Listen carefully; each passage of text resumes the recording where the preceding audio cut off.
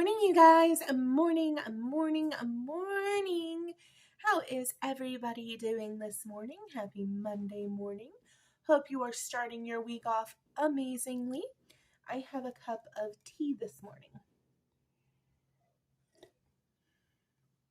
It is still a bit chilly here, and I was craving a hot drink, and so I went with a chamomile tea that's decaffeinated, and it's really hitting the spot this morning.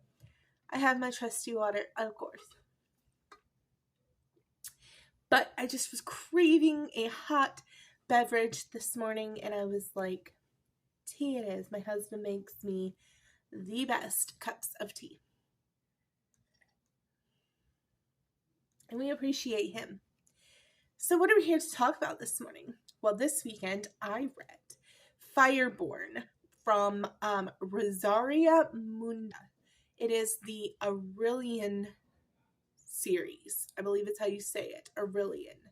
And it was sold to me like as another Dragon Rider college type of series. This is 3 books, and I believe it is completed. Don't quote me on that.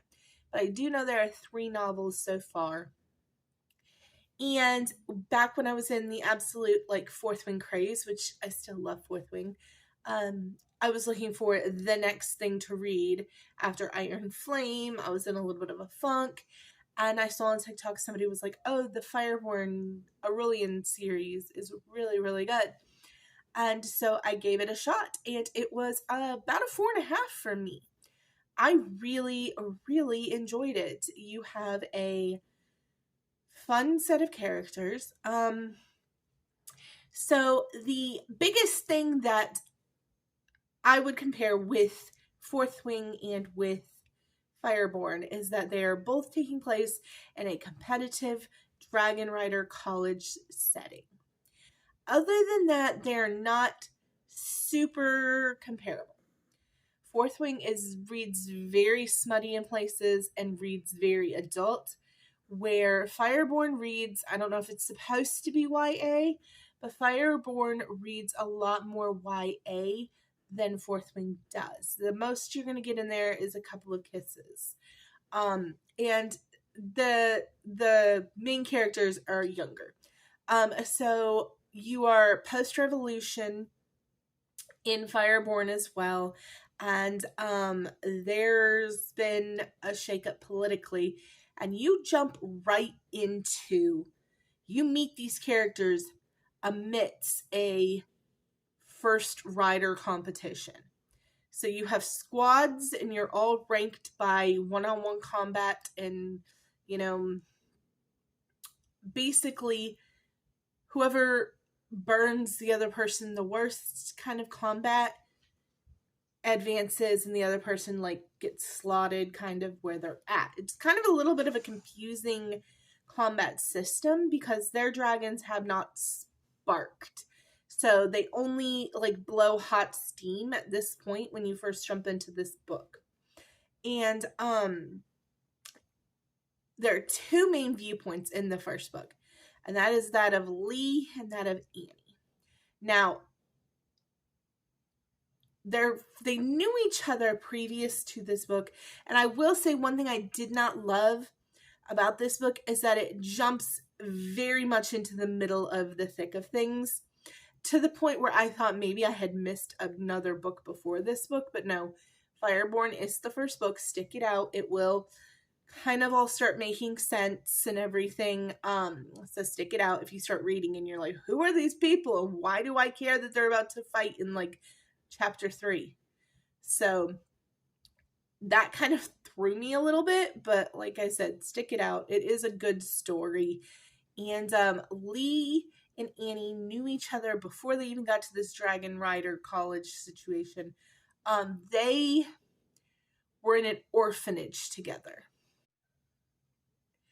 So they were in an orphanage together because they are both orphans to the war that previously happened, but for different sides.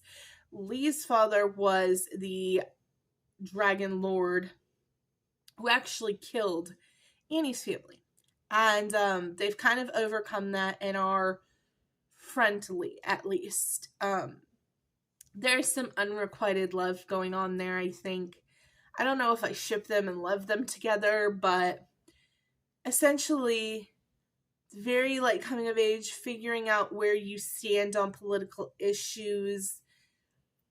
Of course, Lee's family reemerges, the enemy, the Nuperians, and they're threatening this new regime who's taken over that Lee flies for. And it's really about like what's thicker, blood or water, where do your loyalties lie, figuring out what you stand for, finding confidence in yourself. There's really good underlying themes. I'm probably not explaining this book well at all, but if you liked Fourth Wing, the likelihood of you liking this book is pretty high, unless you like Fourth Wing more for the romance and the smut than for the dragon riding and the competitions, because there's no smut and very little romance in Fireborne, at least in the first book. I have the second book on hold at the library. I will probably go ahead and read all 3 of these books because I do love dragons and dragon riding and competition. Like, I like that genre of book. But it was good. It was a little bit of, you have to really figure out what the heck is going on in the beginning, because like I said, it really drops you into competition day, and you have these characters like Power and Krista and Lee and Annie, and you don't know anything about them, but you're supposed to care who wins these matchups, and you really don't, because you don't know anything about these characters. And so it took me pushing through it and reading it to, by I'd say easily 30 or 40% of the book, I was really into it. I kind of understood these characters and where their loyalties lied, and I cared enough to keep reading it and finish the book. I read it very quickly. I think I read it in like a day and a half or 2 days. It was not like a lengthy book. I really, really enjoyed it. So yeah, that was Fireborne by Rosario Munda. I gave it 4.5 stars. It wasn't quite a 5-star read for me, just because it took a little while to get into and to care about. But it was definitely at least a 4.5.